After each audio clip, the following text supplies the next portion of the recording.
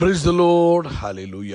സ്തോത്രം സ്തോത്രം സ്തോത്രം സ്തോത്രം സ്തോത്രം. കർത്താവിൻ്റെ അതിപരിശുദ്ധമായ തിരുനാമം ഈ അനുഗ്രഹിക്കപ്പെട്ട പ്രഭാതത്തിൽ വാഴ്ത്തപ്പെടുമാറാകട്ടെ. പ്രിയപ്പെട്ട ദൈവമക്കളെ, നമുക്ക് ഒരുമിച്ച് 2024 ഏപ്രിൽ മാസം 13 ശനിയാഴ്ച പ്രഭാതത്തിൽ നമ്മുടെ കർത്താവിനെ ആരാധിക്കുവാനും കർത്താവിനെ സ്തുതിക്കുവാനും നമ്മുടെ സ്വർഗീയ പിതാവ് നമുക്ക് ഒരുക്കി തന്നിരിക്കുന്ന നല്ല സമയത്തിനായിട്ട് നമുക്ക് നന്ദിയോടെ സ്തോത്രം ചെയ്യാം. കരങ്ങളെയൊക്കെ ഒന്ന് ഉയർത്തിപ്പിടിച്ചിട്ട് കർത്താവിനൊന്ന് സ്തോത്രം പറഞ്ഞ് നന്ദിയോടെ സ്തോത്രം, നന്ദിയോടെ സ്തോത്രം, നന്ദിയോടെ സ്തോത്രം, നന്ദിയോടെ സ്തോത്രം, സ്തോത്രം സ്തോത്രം സ്തോത്രം സ്തോത്രം സ്തോത്രം. കർത്താവ് കഴിഞ്ഞ പകൽക്കാലം മുഴുവൻ കർത്താവ് നമ്മളെ കാത്തുപരിപാലിച്ചു അല്ലേ. എത്ര ശ്രേഷ്ഠകരമായിട്ടാണ് കഴിഞ്ഞ പകൽക്കാലം നമ്മളെ സൂക്ഷിച്ചത്. അനർത്ഥങ്ങളിൽ നിന്ന് വിടുവിച്ചു, രോഗങ്ങളിൽ നിന്ന് വിടുവിച്ചു, ആയുസ്സിനെ മരണത്തിൽ നിന്ന് വിടുവിച്ചു, ആരോഗ്യത്തോടെ സൗഖ്യത്തോടെ സൂക്ഷിച്ചു. ഹല്ലേലൂയ. കർത്താവിന് കരമുയർത്തി സ്തോത്രം പറഞ്ഞാട്ടെ. നന്ദിയോടെ സ്തോത്രം, നന്ദിയോടെ സ്തോത്രം, നന്ദിയോടെ സ്തോത്രം, സ്തോത്രം സ്തോത്രം സ്തോത്രം സ്തോത്രം. രാത്രികാലം നല്ല ഉറക്കം തന്ന് നമ്മളെ അനുഗ്രഹിച്ചില്ലേ. കർത്താവിൻ്റെ കൃപയായിരുന്നു. കർത്താവ് നമ്മളെ സൂക്ഷിച്ചു, പരിപാലിച്ചു. എല്ലാത്തിനും ഈ പ്രഭാതത്തിൽ ഞങ്ങൾ നന്ദി പറയുന്ന കർത്താവേ, നന്ദിയോടെ സ്തോത്രം, നന്ദിയോടെ സ്തോത്രം, നന്ദിയോടെ സ്തോത്രം, നന്ദിയോടെ സ്തോത്രം, നന്ദിയോടെ സ്തോത്രം. കഴിഞ്ഞ രാത്രി തന്ന ഉറക്കത്തിനായിട്ട് സ്തോത്രം, ആരോഗ്യത്തോടെ ഉണർത്തിയതിന് സ്തോത്രം, സ്തോത്രം സ്തോത്രം സ്തോത്രം സ്തോത്രം. ഈ പകൽക്കാലം ക്രിസ്തുയേശുവിൽ ഞങ്ങളെ ജയോത്സവമായി നടത്തുന്ന കർത്താവിൻ്റെ വിശ്വസ്തതയ്ക്ക് നന്ദി പറയുന്നു. ഹല്ലേലൂയ. ഈ പകൽക്കാലം ഞങ്ങളെ ആരോഗ്യത്തോടെ സൗഖ്യത്തോടെ ക്ഷേമത്തോടെ പുലർത്തുന്ന കർത്താവിൻ്റെ വിശ്വസ്തതയ്ക്ക് നന്ദി പറയുന്നു. അപ്പോൾ ഞങ്ങളങ്ങേ ആരാധിക്കുന്നു, സ്തുതിക്കുന്നു. യേശുവ, ഞങ്ങളങ്ങേ ആരാധിക്കുന്നു, സ്തുതിക്കുന്നു. പരിശുദ്ധാത്മാവെ, ഞങ്ങളങ്ങേക്ക് നന്ദി പറയുന്നു. ഇന്നലത്തെ മീറ്റിങ്ങിനെ അനുഗ്രഹിച്ചതിന് സ്തോത്രം, ദൈവപ്രവൃത്തികൾ നടന്നതിന് സ്തോത്രം, അങ്ങ് ഞങ്ങളുടെ നടുവിൽ പ്രവർത്തിച്ചതിന് സ്തോത്രം, അങ്ങ് തന്ന എല്ലാ അനുഗ്രഹങ്ങൾക്കും ഞങ്ങൾ നന്ദി പറയുന്നു. കർത്താവെ, ഞങ്ങളങ്ങേ സ്തുതിക്കുന്നു, നന്ദിയോടെ സ്തോത്രം ചെയ്യുന്നു, നന്ദിയോടെ സ്തോത്രം ചെയ്യുന്നു, നന്ദിയോടെ സ്തോത്രം ചെയ്യുന്നു, നന്ദിയോടെ സ്തോത്രം ചെയ്യുന്നു. Thank you Lord. ഞങ്ങളങ്ങേക്ക് നന്ദി പറയുന്നു കർത്താവെ. ഹല്ലേലൂയ. സങ്കീർത്തനക്കാരൻ ആമേൻ സങ്കീർത്തനം 111 സങ്കീർത്തനത്തിൽ പറയുന്നു, യഹോവയെ സ്തുതിപ്പീൻ, ഞാൻ നേരിലുള്ളവരുടെ സംഘത്തിലും സഭയിലും പൂർണ്ണ ഹൃദയത്തോടെ യഹോവയ്ക്ക് സ്തോത്രം ചെയ്യും. മൂന്നാമത്തെ വാക്യം, കർത്താവിൻ്റെ പ്രവൃത്തി മഹത്വവും തേജസ്സുമുള്ളത്, കർത്താവിൻ്റെ നീതി എന്നേക്കും നിലനിൽക്കുന്നു. ആമേൻ. 10ാമത്തെ വാക്യവും 11ാമത്തെ വാക്യം, കർത്താവ് തന്റെ ജനത്തിന് വീണ്ടെടുപ്പ് അയച്ചു, തൻ്റെ നിയമത്തെ എന്നേക്കുമായി കൽപ്പിച്ചിരിക്കുന്നു. കർത്താവിൻ്റെ നാമം വിശുദ്ധവും ഭയങ്കരവുമാകുന്നു. യഹോവഭക്തി ജ്ഞാനത്തിൻ്റെ ആരംഭമാകുന്നു, അവയെ ആചരിക്കുന്ന എല്ലാവർക്കും നല്ല ബുദ്ധിയുണ്ട്. കർത്താവിൻ്റെ സ്തുതി എന്നേക്കും നിലനിൽക്കുന്നു. നമുക്കൊരുമിച്ച് പ്രാർത്ഥിക്കാം. എല്ലാവരും കണ്ണുകളടച്ച് നമ്മൾ പ്രാർത്ഥിക്കാനായിട്ട് റെഡിയാകുകയാണ്. പ്രാർത്ഥന എന്ന് പറഞ്ഞാൽ സ്വർഗം നമുക്ക് വേണ്ടി ഇടപെടുന്ന സമയമാണ്. അതുകൊണ്ട് വളരെ ശ്രദ്ധയോടുകൂടെ പ്രാർത്ഥിച്ചാട്ടെ. പിതാവേ, ഞങ്ങൾ യേശു ക്രിസ്തുവിൻ്റെ നാമത്തിൽ ഈ നല്ല സമയത്തിനായിട്ട് സ്തോത്രം ചെയ്യുന്നു. കഴിഞ്ഞ പകൽക്കാലം ഞങ്ങളെ കാത്തുപരിപാലിച്ച ദൈവകൃപയ്ക്കായിട്ട് സ്തോത്രം. രാത്രി നല്ല ഉറക്കം തന്നതിന് സ്തോത്രം, ആരോഗ്യത്തോടെ ഉണർത്തിയതിന് സ്തോത്രം, ഇന്നലത്തെ മീറ്റിങ്ങുകളെ അനുഗ്രഹമാക്കിയതിന് സ്തോത്രം. ഈ പകൽക്കാലം ഞങ്ങളെ ജയോത്സവമായി അപ്പം നടത്തുന്ന കൃപകൾക്കായിട്ട് സ്തോത്രം. ഈ ശബ്ദം കേൾക്കുന്ന എല്ലാവർക്കും വേണ്ടി പ്രാർത്ഥിക്കുക.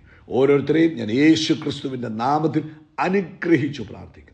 ഓരോരുത്തരെയും വ്യക്തിപരമായ ആവശ്യങ്ങളിലും അവരുടെ കുടുംബത്തിൻ്റെ ആവശ്യങ്ങളിലും ഇന്ന് പകൽക്കാലം കർത്താവിൻ്റെ ഫേവർ ഉണ്ടാകുന്നതിനായിട്ട് സ്തോത്രം. പ്രത്യേകിച്ച് ശാരീരികമായ അസ്വസ്ഥതകളിൽ കഴിയുന്നവരെ ഞങ്ങൾ അങ്ങയുടെ കരങ്ങളിലേക്ക് ഏൽപ്പിക്കുന്നു. യേശുവിൻ്റെ നാമത്തിൽ ഏതു തരത്തിലുള്ള അസ്വസ്ഥതകളാണെങ്കിലും ഇപ്പോൾ സൗഖ്യമാകട്ടെ. സ്വർഗത്തിനും ഭൂമിക്കും നാഥനായ യേശുവിൻ്റെ നാമത്തിൽ നല്ല ആരോഗ്യമുണ്ടാകട്ടെ, ബലമുണ്ടാകട്ടെ. ഡൈജസ്റ്റീവ് പ്രോബ്ലംസ് എല്ലാം ഇപ്പോൾ ആമേൻ യേശുവിൻ്റെ നാമത്തിൽ സൗഖ്യമാകട്ടെ. ഡൈജഷനെ ബുദ്ധിമുട്ടിപ്പിക്കുന്ന, ഡൈജഷൻ ഇല്ലാതെ ബുദ്ധിമുട്ടെന്ന് ഇപ്പോൾ യേശുവിൻ്റെ നാമത്തിൽ സൗഖ്യമാകട്ടെ. എല്ലാ അസിഡിറ്റിയുടെ പ്രോബ്ലംസും യേശു ക്രിസ്തുവിൻ്റെ നാമത്തിൽ സൗഖ്യമാകട്ടെ. ശരീരത്തിൻ്റെ ബലഹീനതകൾ യേശുവിൻ നാമത്തിൽ മാറട്ടെ. ശരീരത്തിന് ആരോഗ്യമുണ്ടാകട്ടെ, പൂർണ്ണ ബലമുണ്ടാകട്ടെ. ആമേൻ. യൗവനം കഴുകനെ പോലെ പുതുകി വരട്ടെ. ആരോഗ്യവും സൗഖ്യവും സമാധാനവും ശരീരത്തിൽ വെളിപ്പെടുന്നതിനായിട്ട് സ്തോത്രം ചെയ്യും. അതുപോലെ കർത്താവേ, നിങ്ങൾക്ക് സാധിക്കുമെങ്കിൽ നിങ്ങളുടെ നെഞ്ചത്തോട്ടോ ഒന്ന് കൈവച്ച് ഞാൻ നിങ്ങൾക്ക് വേണ്ടി ഒരു വാക്ക് പ്രാർത്ഥിക്കാം. പിതാവേ, ഇന്ന് രോഗത്താൽ ഭാരപ്പെടുന്നവരെ കർത്താവിൻ്റെ കൈ തരുന്നു. ഇന്ന് അവർ ആ കൈ വെച്ചിരിക്കുമ്പോൾ വിശ്വസിക്കുന്നവരാൽ ഈ അടയാളങ്ങൾ സംഭവിക്കും എന്ന് പറഞ്ഞതിന് ശേഷം അങ്ങ് പറഞ്ഞു, നിങ്ങൾ രോഗികളുടെ മേൽ കൈവെക്കുമ്പോൾ സൗഖ്യമാകും. ഇന്ന് ആ കൈയുടെ മുകളിൽ എൻ്റെ കർത്താവിൻ്റെ കൈ ഇരിക്കട്ടെ. യേശുവിൻ നാമത്തിൽ ശിരസ് മുതൽ ഉള്ളങ്കാൽ വരെ സൗഖ്യമാകട്ടെ, സൗഖ്യമാകട്ടെ, സൗഖ്യമാകട്ടെ. എല്ലാ രോഗത്തിൽ നിന്നും ഈ നിമിഷം മുതൽ വിടുതലുണ്ടാകട്ടെ. കൊടുത്ത സൗഖ്യത്തിന് സ്തോത്രം. ജോലിയില്ലാത്തവർക്ക് വേണ്ടി പ്രാർത്ഥിക്കുന്നു. കർത്താവ് വഴി തുറക്കണമേ. സാമ്പത്തിക ബുദ്ധിമുട്ടിലൂടെ കടന്നു പോകുന്നവരെ വിടുവിക്കണമേ. കർത്താവേ, അങ്ങേക്ക് അറിയാമല്ലോ, അങ്ങ് അത്ഭുതങ്ങളുടെ ദൈവമാണ്. ഇന്ന് പകൽക്കാലം തൻ്റെ മക്കൾക്ക് വേണ്ടി വഴി തുറന്നു കൊടുക്കണം. എല്ലാ പ്രശ്നങ്ങളിൽ നിന്നും അവരെ വിടുവിക്കണം. ആമേൻ. വിവാഹപ്രായമായ കുഞ്ഞുങ്ങൾക്ക് വേണ്ടി പ്രാർത്ഥിക്കുന്നു. യേശുവിൻ്റെ നാമത്തിൽ അവർക്ക് വേണ്ടി അത്ഭുതങ്ങൾ നടക്കട്ടെ. അവരുടെ ജീവിതത്തിൽ ദൈവപ്രവൃത്തി നടക്കട്ടെ. ദൈവിക മഹത്വം അവരുടെ ജീവിതത്തിൽ വെളിപ്പെടുന്നതിന് സ്തോത്രം ചെയ്യും. അതുപോലെ കർത്താവെ, മറ്റെല്ലാവരെയും അങ്ങനെ കരങ്ങളിൽ ഏൽപ്പിക്കുന്ന കർത്താവിന് വേല ചെയ്യുന്ന അഭിഷക്തദാസന്മാരെ അനുഗ്രഹിക്കുന്നു. നാളെ ലോകത്തെമ്പാടും നടക്കുവാനുള്ള സഭായോഗങ്ങളെ അനുഗ്രഹിക്കുന്നു. എല്ലായിടത്തും വലിയ ദൈവപ്രവൃത്തി നടക്കുന്നതിന് സ്തോത്രം. പ്രാർത്ഥന കേട്ടതിനായിട്ട് സ്തോത്രം. യേശുവിൻ്റെ നാമത്തിൽ തന്നെ. ആമേൻ, ആമേൻ, ആമേൻ. കർത്താവ് നിങ്ങളെ അനുഗ്രഹിക്കട്ടെ കേട്ടോ. ദൈവപ്രവൃത്തി നിങ്ങളുടെ ജീവിതത്തിൽ നടക്കട്ടെ. പരിശുദ്ധാത്മാവിൻ്റെ വലിയ ഇടപെടൽ നിങ്ങളുടെ ലൈഫിൽ ഉണ്ടാകട്ടെ എന്ന് പ്രാർത്ഥിക്കുന്നു. റോമാലേഖനം 8-ാം അധ്യായത്തിൽ നിന്നാണ് ഇന്ന് പ്രഭാതി കർത്താവിൻ്റെ ആത്മാവ് നമ്മളെ ഓർപ്പിക്കുന്നത്. നമുക്ക് 14-15 വാക്യങ്ങൾ വായിക്കാം. ദൈവാത്മാവ് നടത്തുന്നവർ ഏവരും ദൈവത്തിൻ്റെ മക്കളാകുന്നു. ആരാ നടത്തുന്നത്? ദൈവത്തിൻ്റെ മക്കളെ. ദൈവത്തിൻ്റെ ആത്മാവ്. അപ്പോൾ ദൈവത്തിൻ്റെ ആത്മാവിൻ്റെ എന്നാ പറയുന്നത്, ഗൈഡൻസിൽ, ദൈവത്തിൻ്റെ ആത്മാവിൻ്റെ ആ സ്റ്റിമുലേഷനിൽ, ദൈവത്തിൻ്റെ ആത്മാവിൻ്റെ നടത്തിപ്പുള്ളവരാണ് ദൈവത്തിൻ്റെ മക്കൾ. അവർ സ്വയമേ അവരുടെ സ്വന്തം താല്പര്യപ്രകാരം നടക്കുകയല്ല, സ്വന്തം ഇഷ്ടപ്രകാരം നടക്കുകയല്ല. പിന്നെ എങ്ങനെ അവർ നടക്കുന്നത്? ദൈവാത്മാവിനാൽ നടത്തപ്പെടുകയാണ് ചെയ്യുന്നത്. ആമേൻ. 15-ാമത്തെ വാക്യം പറയുന്നു, നിങ്ങൾ പിന്നെയും ഭയപ്പെടേണ്ടതിന് ദാസ്യത്തിൻ്റെ ആത്മാവിനെ അല്ല, നാം അബ്ബാ പിതാവേ എന്ന് വിളിക്കുന്ന പുത്രത്വത്തിൻ്റെ ആത്മാവിനെ അത്രേ പ്രാപിച്ചത്. അപ്പം പിന്നെ നമ്മളോട് പറയാം, നിങ്ങൾ പിന്നെയും ഭയപ്പെടേണ്ടത്. ദാസന്മാർക്ക് എപ്പോഴും ഭയമാണ്.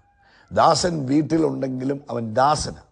പുത്രനുമുണ്ട്, ദാസനുമുണ്ട്. വീടിനകത്ത് പുത്രന്മാരുണ്ട്, ദാസന്മാരുണ്ട്.